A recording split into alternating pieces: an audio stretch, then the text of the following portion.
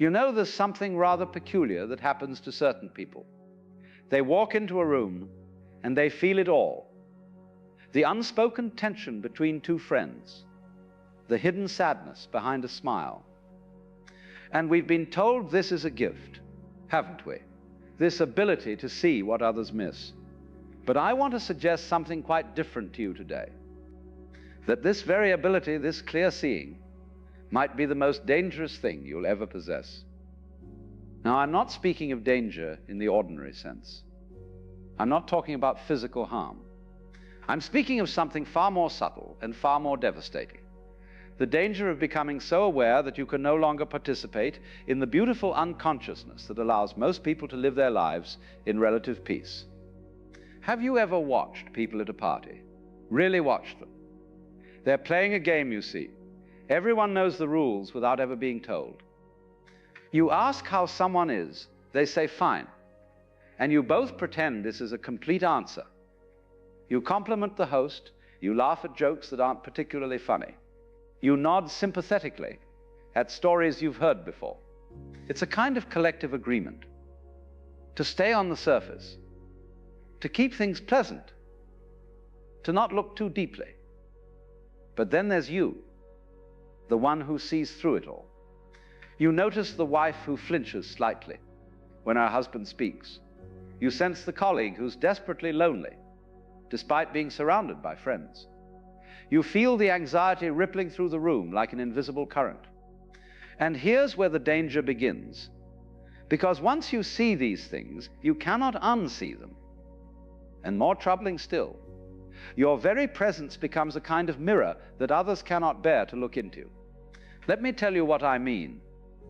When you see clearly, when you perceive the hidden currents beneath social interaction, you're essentially calling attention to what everyone has agreed to ignore.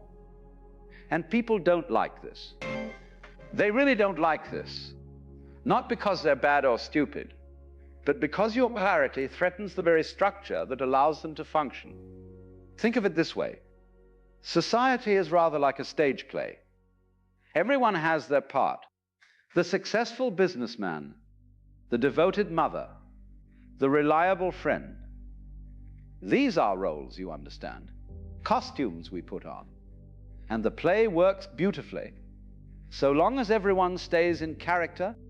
But you, with your penetrating awareness, you're like an audience member who stands up in the middle of the performance and shouts, "But that's just an actor pretending." Well, you can imagine how welcome that makes you. The first danger, then, is isolation. And I don't mean the ordinary loneliness of not having enough friends. I mean something far more profound. The isolation of living in a completely different reality from everyone around you. You're speaking a language nobody else understands. You're seeing a world nobody else can see.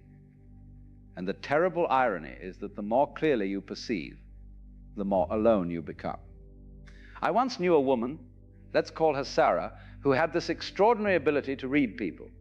She could walk into a room and immediately sense who was genuine and who was performing, who was in pain and who was pretending to be fine, who could be trusted and who was hiding something. And you know what happened to her? She lost every close relationship she had.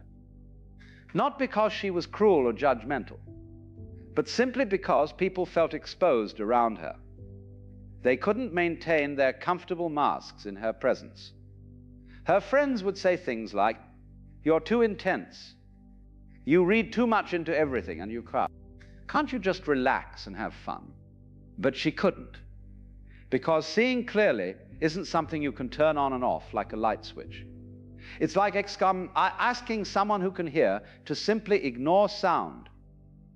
Once you've developed this capacity for perception, it's always there, always operating, always showing you what others prefer to keep hidden.